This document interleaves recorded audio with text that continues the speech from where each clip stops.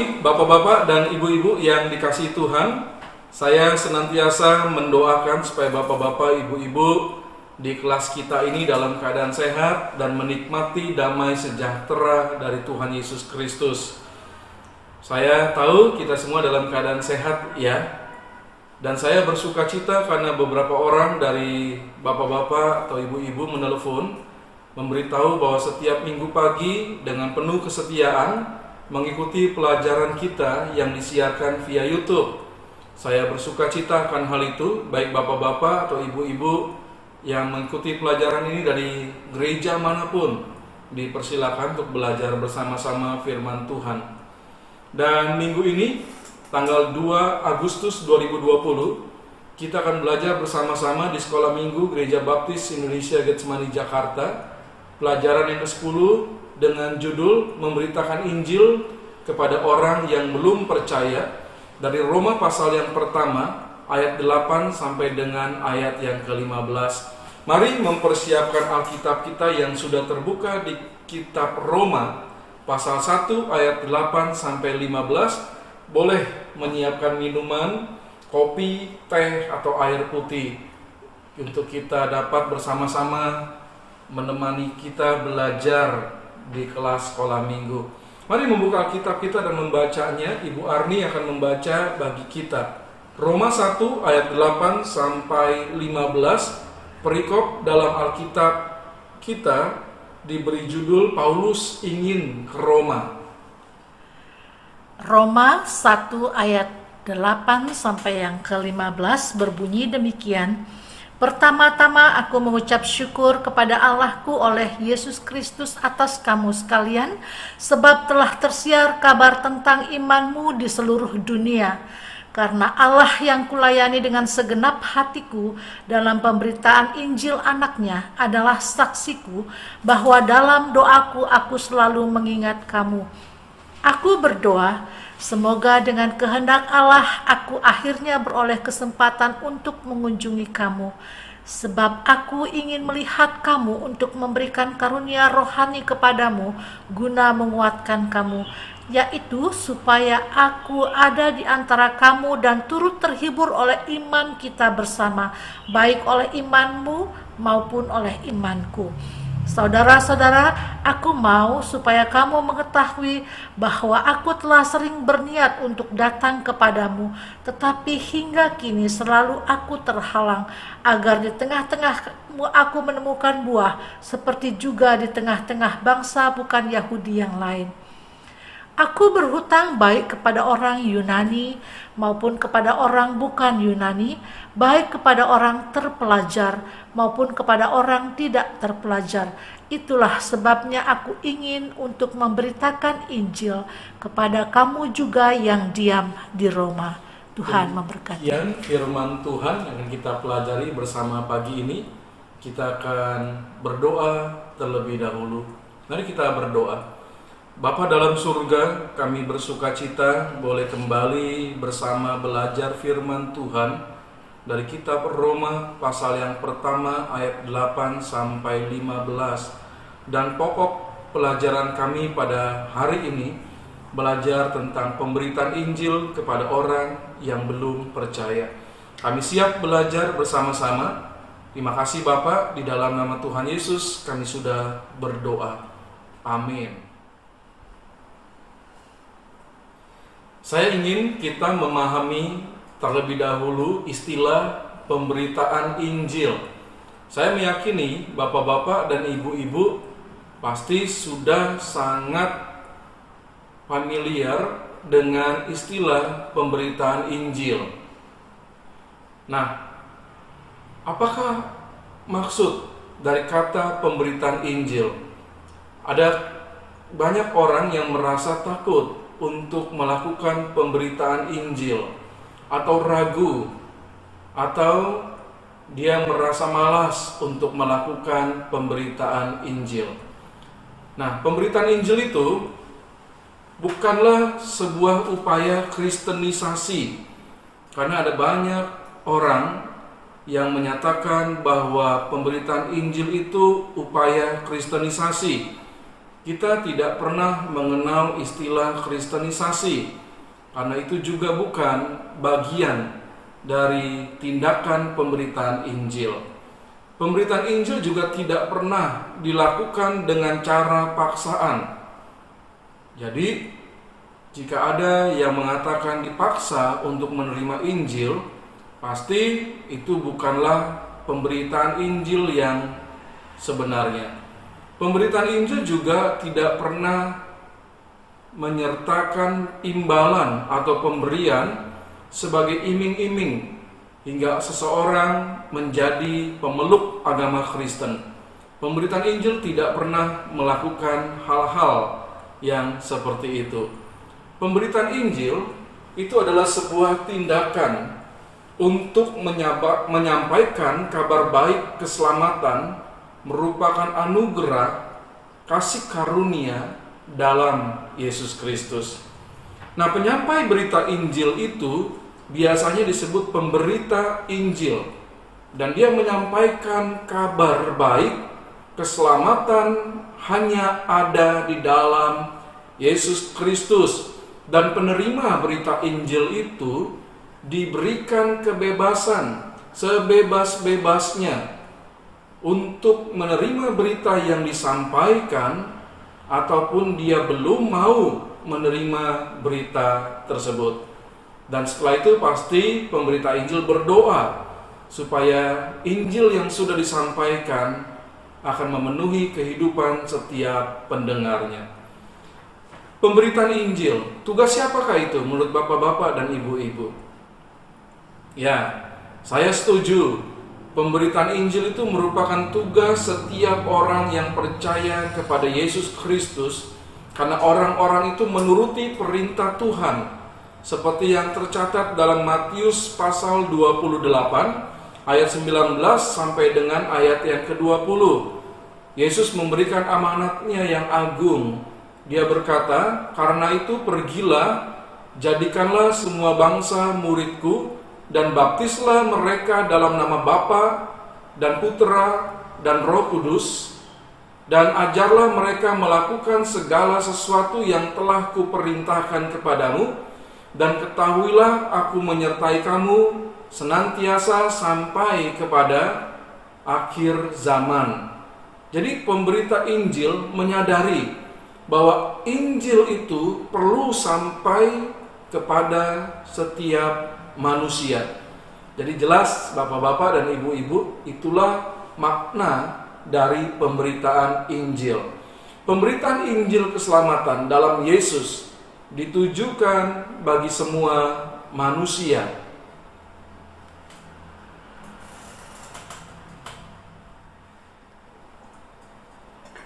Bagian pertama dari pelajaran kita memberitakan Injil kepada orang yang belum percaya, dari Roma pasal 1 ayat 8 sampai 15, saya ingin menyatakan kebenaran yang pertama. Memberitakan Injil kepada orang yang belum percaya, maka kita perlu berdoa dan memiliki kerinduan melakukannya. Dari Roma pasal 1 ayat 8 sampai 10 dan ayat yang ke-15. Bagian pertama ini saya ingin membaginya dalam dua subtema. Yang pertama, Paulus berdoa bagi orang yang akan diinjilinya. Jadi jelas bahwa ini merupakan tindakan dari kita, orang-orang yang mau memberitakan Injil kepada orang yang belum percaya. Kita berdoa untuk orang yang akan kita injili. Doa dan pemberitaan Injil atau misi merupakan dua hal yang saling terkait erat. John Piper menuliskan, itulah sebabnya Allah menetapkan agar doa menempati tempat utama dalam misi atau pemberitaan Injil gereja. Tujuan doa ialah menjelaskan kepada setiap orang yang menghadapi peperangan ini bahwa kemenangan adalah milik Tuhan. Doa adalah sarana Allah untuk menyalurkan kemuliaan bagi namanya.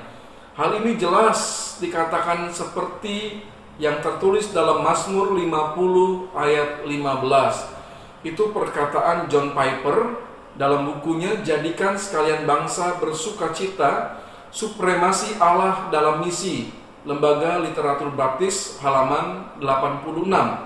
Nah, Rasul Paulus mengajarkan kepada kita, orang-orang yang mau memberitakan Injil, berdoa bagi orang-orang tersebut. Rasul Paulus berdoa bagi orang-orang yang diam di Roma, yang hatinya rindu untuk sampai ke sana dan memberitakan Injil kepada orang-orang di Roma. Lihat dalam Roma pasal yang pertama ayat 8 sampai 10, dalam doanya Paulus mengatakan yang pertama, bersyukur karena iman jemaat Kristen di Roma yang keyakinan iman itu tersebar sampai ke seluruh dunia. Yang kedua, Paulus dalam doanya mengingat jemaat di Roma. Yang ketiga, dalam doanya Paulus mengatakan merindukan adanya kesempatan supaya dia bisa berkunjung ke Roma, karena saat itu, saat menulis surat ini, Rasul Paulus belum pernah sampai ke Roma. Jadi kita melihat ada doa yang dilakukan oleh Paulus ketika dia mau menyampaikan berita Injil kepada orang-orang di Roma.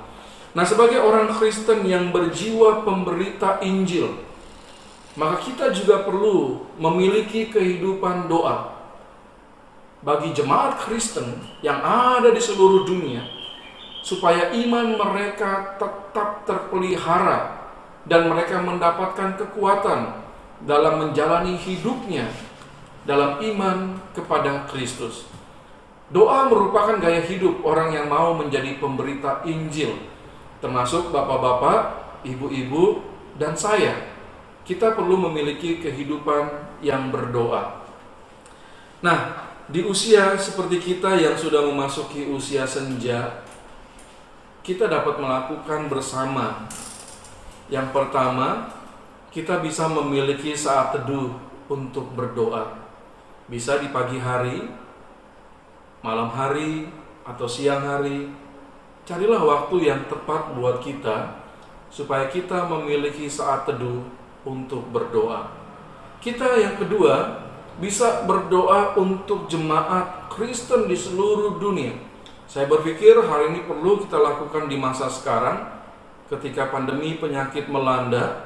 Apakah iman orang-orang Kristen bertambah kuat? Karena ada banyaknya tantangan yang terjadi. Gereja tidak mengadakan ibadah tatap muka. Apakah orang-orang masih setia dalam beribadah, dalam melakukan kebaktian dalam hidupnya? Kita perlu berdoa supaya iman orang-orang Kristen di seluruh dunia kuat di dalam Kristus. Yang ketiga, kita perlu berdoa supaya setiap orang-orang Kristen dapat menjadi saksi Tuhan yang menceritakan tentang Injil kepada banyak orang. Kita bisa ya melakukan hal itu, dan mari kita lakukan dalam hidup kita setiap hari. Yang pertama, untuk memberitakan Injil kepada orang yang belum percaya, selain memiliki kehidupan berdoa, orang itu bagian yang B-nya memiliki kerinduan untuk memberitakan Injil. Apakah kita semua memiliki kerinduan itu dalam hati kita, dalam roh kita, untuk menjadi orang yang suka memberitakan Injil? Rasul Paulus sebagai orang yang berdoa untuk pemberitaan Injil, dia juga menyatakan kerinduannya supaya dia bisa datang langsung dan memberitakan Injil kepada orang-orang yang ada di kota Roma. Kita bisa melihat hal itu dalam Roma 1 ayat 15. Itulah sebabnya aku ingin pergi untuk memberitakan Injil kepada kamu juga yang diam di Roma. Keinginan Paulus memberitakan Injil di Roma karena dia tahu dia sudah mendapatkan keselamatan dalam Tuhan Yesus atas berita Injil yang pernah dia terima itu. Dan dia kemudian merasa harus melakukan pemberitaan Injil itu kembali, supaya orang lain juga bisa diselamatkan ketika mereka menerima Yesus Kristus sebagai Tuhan dan Juru Selamat mereka. Mari memberikan jawaban kita. Yang pertama, saat kita memiliki kerinduan untuk memberitakan Injil, di saat seperti pandemi penyakit, apakah yang dapat kita lakukan? Kita terbatas bertemu orang. Kita tidak bisa sembarangan pergi kemana saja di saat pandemi penyakit seperti ini. Tapi hati kita rindu untuk memberitakan Injil. Nah, apakah yang bisa kita lakukan? Pasti bapak-bapak dan ibu-ibu punya jawaban untuk hal itu ya. Menelpon, membuat status tentang Injil, atau kirim pesan kepada banyak orang tentang Injil Kristus. Itu salah satu cara. Coba mungkin yang lain bapak ibu bisa tahu. Yang kedua, coba berikan jawaban kita. Sudahkah kita berdoa bagi pemberitaan Injil? Bagi orang-orang yang pergi memberitakan Injil, bagi berita Injil yang dikabarkan, sudahkah kita mendoakan supaya berita itu menyentuh hati penerimanya, sehingga orang itu boleh percaya kepada Yesus sebagai Tuhan dan Juru Selamatnya? Yang ketiga, apakah diri kita memiliki kerinduan yang besar untuk memberitakan Injil kepada setiap orang? Ingat, kita juga diselamatkan Tuhan hanya oleh karena anugerahnya saat kita percaya Yesus melalui pemberitaan Injil yang dilakukan orang lain. Sudah selayaknya kita memiliki kerinduan yang diwujudkan untuk menjadi pemberita Injil bagi orang lain yang belum percaya Yesus.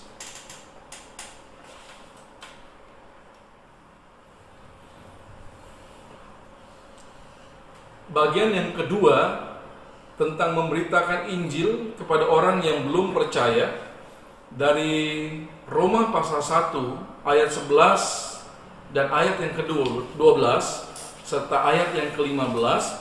Di situ ada kebenaran kita memerlukan hubungan yang akrab dengan penerima berita Injil. Ketika saya baca firman Tuhan yang merupakan tulisan Rasul Paulus bagi jemaat Kristen di Roma, saya melihat bahwa Rasul Paulus mengusahakan perbuatan yang baik bagi mereka yang akan menerima berita Injil itu, supaya kemudian dia bisa menjalin hubungan yang akrab dengan mereka. Saudara lihat dalam pasal yang pertama kitab Roma ayat 11 dan ayat yang ke-12, Paulus menuliskan ada niatnya, dan juga ayat yang ke-15, niat untuk memberikan karunia rohani yang menguatkan iman mereka. Ya, jadi Paulus ingin menyatakan hal yang baik untuk jemaat di sana supaya iman mereka menjadi kuat. Yang kedua, Paulus ingin bersama dengan mereka dan turut terhibur oleh iman mereka bersama. Ini hal yang baik ya. Kamu punya iman yang kuat. Oh, saya ingin bersama dengan kamu, dan ya, saya ingin terhibur bersama-sama dengan kamu yang memiliki iman yang kuat itu. Lalu Rasul Paulus menyatakan keinginan yang baik untuk mereka. Saya ingin ada di tengah-tengah kamu juga untuk memberitakan Injil. Nah, semua pernyataan Paulus yang baik itu membuktikan bahwa dia ingin menjalin hubungan yang akrab dengan orang-orang Kristen di Roma. Dan dengan pernyataan yang baik itu, ya, Paulus pasti bisa diterima oleh orang-orang yang ada di Roma, di mana dia merindukan untuk Injil disampaikan. Ada pujian bagi jemaat yang ada di Roma, dan semua pujian itu baik. Jadi mari bapak-bapak dan ibu-ibu, sebagai pemberita Injil, dari pelajaran ini apa yang kita dapat? Katakanlah hal-hal yang baik, pikirkanlah hal-hal yang baik, berikanlah hal-hal yang baik, supaya orang bisa menerima kita dan menerima Injil yang kita sampaikan. Saat kita menjalin hubungan yang baik dengan orang lain, maka saat itu juga pintu penerimaan dari orang itu dibuka untuk kita, ya, karena ada hal baik mereka lihat pada kita. Banyak orang di sekitar kita yang memerlukan kepedulian kita, penghiburan kita, pertolongan kita untuk mereka. Oleh sebab itu kita perlu melakukannya supaya kemudian terjalin hubungan yang akrab dengan mereka. Hubungan yang akrab akan membawa kita dapat memberitakan Injil dan mereka bisa menerima berita Injil itu. Setuju ya? Mari kita bicarakan bersama-sama. Bapak Ibu, yang pertama, hubungan yang akrab seperti apakah yang dapat membuat kita memberitakan Injil kepada setiap orang? Hubungan yang akrab seperti apa? Seperti layaknya sahabat, seperti layaknya saudara, seperti layaknya orang percaya, atau apa saja? Coba kita pikirkan bagaimana ada hubungan yang seperti itu supaya Injil bisa kita beritakan kepada banyak orang. Yang kedua, memberitakan Injil berarti kita juga peduli terhadap perasaan atau keadaan penerima Injil. Pernahkah kita melakukan hal ini saat kita memberitakan Injil? Kita peduli kepada perasaannya. Mungkin dia sedang sedih, kita hibur dan kita beritakan firman Tuhan, lalu bawa dia kepada Yesus yang mampu memberikan penghiburan bagi orang-orang yang berduka. Atau kita melihat keadaan orang itu ketika kita ingin menyampaikan berita Injil. Kita menunjukkan kasih kepada orang itu, dan orang itu akan menjadi akrab dengan kita, dan berita Injil yang kita sampaikan dia akan terima. Setuju ya? Kebenaran yang ketiga dari pelajaran kita hari ini, memberitakan Injil kepada orang yang belum percaya.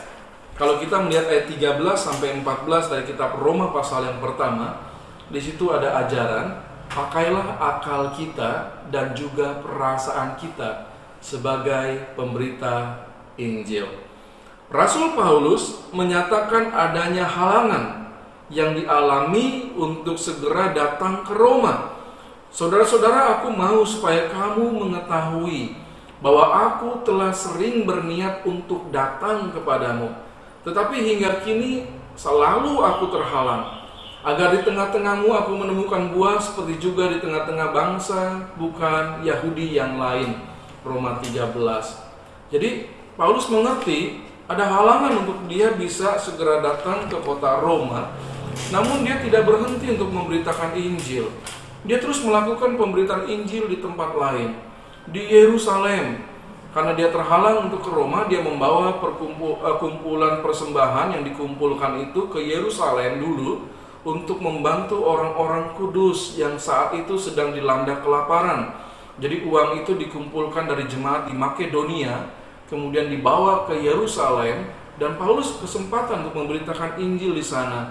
Jadi pakailah akal kita untuk senantiasa melihat kesempatan untuk memberitakan Injil.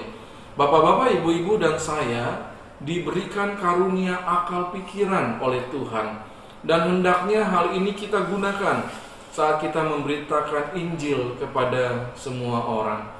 Bisakah kita menyatakan tindakan yang dipenuhi hikmat, akal budi saat kita memberitakan Injil? Jadi cari saat yang tepat ya ketika memberitakan Injil.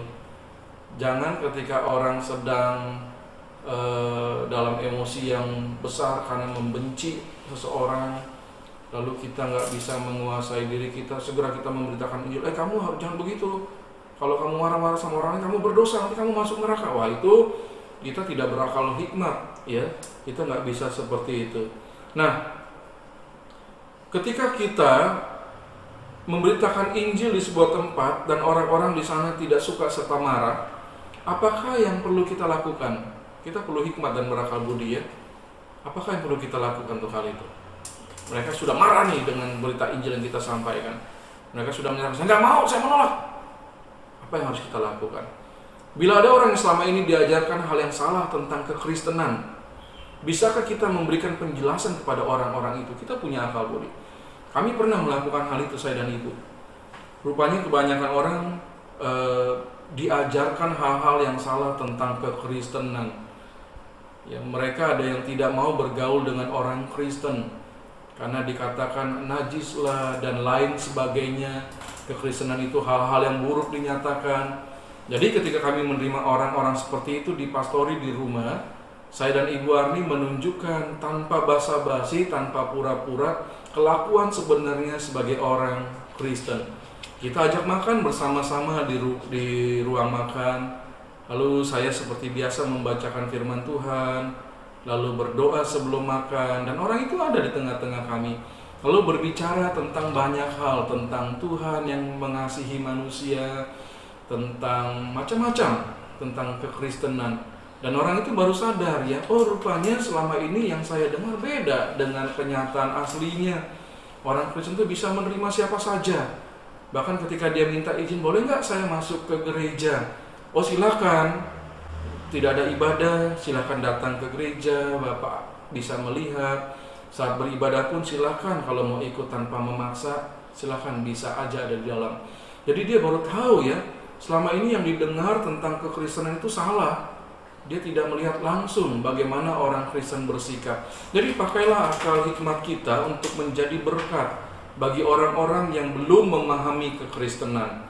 Nah, Paulus kemudian menyatakan perasaannya, sehingga dia senantiasa memiliki kerinduan memberitakan Injil, yaitu adanya perasaan berhutang, karena ia sudah diselamatkan Kristus. Ayat 14, aku berhutang baik kepada orang Yunani maupun kepada orang bukan Yunani, baik kepada orang terpelajar maupun kepada orang tidak terpelajar. Roma 1 ayat 14. Jadi karena dia sudah diselamatkan oleh Kristus melalui berita Injil yang dia terima, ya, dia bertemu langsung dengan Kristus, dia bertemu dengan Ananias, dia bertemu dengan rasul-rasul yang lain, dan dia mempelajari firman Tuhan, dia menerima berita Injil, dan dia menjadi percaya. Lalu dia merasa ada hutang kalau saya tidak melakukan pemberitaan Injil itu kepada setiap orang, baik untuk orang Yunani atau bukan, baik orang terpelajar atau tidak, hamba atau tuan. Dia ingin menyampaikan kepada banyak orang. Kita juga harusnya begitu ya, perasaan kita ya, bapak-bapak dan ibu-ibu setuju ya, kita ingin menyampaikan berita baik ini kepada banyak orang, karena kita juga sudah diselamatkan oleh Tuhan. Dan itu sebabnya Paulus mengatakan dalam ayat yang ke-15, aku ingin ke Roma memberitakan Injil di sana. Itu akal dan perasaan. Kita bicarakan bersama. Yang pertama, pemikiran apakah yang bisa kita kemukakan untuk memberitakan Injil di sebuah tempat pedalaman? Saya pernah pergi dan melakukan hal itu. Berpikir, apa yang bisa saya lakukan di tempat ini supaya Injil bisa disampaikan? Pasti bertemu dengan orang, berkelakuan baik, berkata-kata baik. Bukan basa-basi ya, tapi memang itu gaya hidup kita sebagai orang Kristen. Kemudian mulai menceritakan tentang Tuhan Yesus secara perlahan, dimanapun berada. Ya, itu pemikiran kita ya, bisa kita lakukan hal itu. Yang kedua, sudahkah kita memiliki perasaan supaya setiap orang mendengar berita Injil keselamatan dalam Yesus Kristus? Kalau kita selalu sudah punya perasaan ya, ketemu orang, oh saya rasa dia harus menerima berita Injil. Entah dia menolak atau menerima berita itu bukan urusan saya, tapi saya rindu berita Injil itu sampai kepada dia. Ketika kita duduk di pesawat, ketika kita duduk di rumah makan, ketika kita ada di bengkel cuci mobil, cuci motor, ketika kita ada di bis, dimanapun, kita punya kerinduan untuk memberitakan Injil kepada orang itu bahwa Yesus Kristus adalah Tuhan dan Juru Selamat tanpa paksaan, dan kita hanya menyerahkan hasilnya kepada Tuhan. Itu perasaan yang baik. Saya berdoa supaya bapak-bapak dan ibu-ibu memiliki perasaan seperti itu, dan sampaikanlah berita Injil dengan akal dan pikiran perasaan kita yang tepat. Pemberitaan Injil perlu strategi, perlu akal, perlu pemikiran, dan yang terutama dilandaskan dengan perasaan kasih kepada orang-orang tersebut. Baik, sampailah kita pada kesimpulan akhir dari pelajaran kita hari ini tentang memberitakan Injil kepada orang yang belum percaya. Kita sudah belajar 3 kebenaran. Yang pertama, memberitakan Injil kepada orang yang belum percaya, kita perlu berdoa dan memiliki kerinduan melakukannya. Roma 1 ayat 8-10 dan ayat yang ke-15. Yang kedua, kita memberitakan Injil kepada orang yang belum percaya, memerlukan hubungan yang akrab dengan penerima berita Injil itu. Roma 1 ayat 11 sampai dengan ayat yang ke-12. Dan yang ketiga, memberitakan Injil kepada orang yang belum percaya dengan akal, hikmat, dan perasaan yang Tuhan berikan bagi kita. Roma 1 ayat 13 sampai dengan ayat yang ke-14.